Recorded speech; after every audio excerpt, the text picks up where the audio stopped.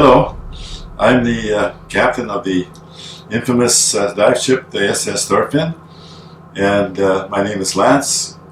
I'm pleased to be able to take you on a tour of some of the ships here in Truk Lagoon that have become very big landmarks, or watermarks I should say, in respect to diving this location.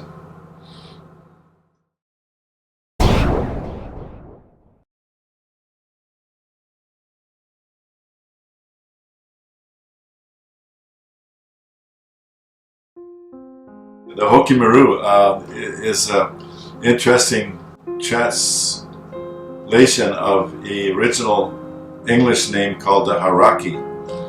Hauraki Bay is a big bay on the east side of New Zealand between the North and South Islands, and she was one of Union Steamship of New Zealand's first motor ships, built in 1919 as a first test for the company to see if motor ships were going to supersede steam power.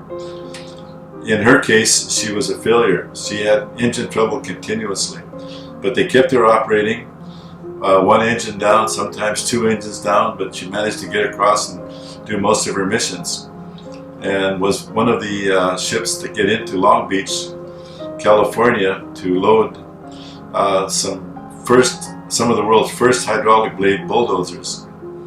These were the successor to the original cable blade bulldozers, constructed for the U.S. military so that the whole complete bulldozer could be loaded onto one aircraft rather than have to be split apart and use two airplanes for each dozer.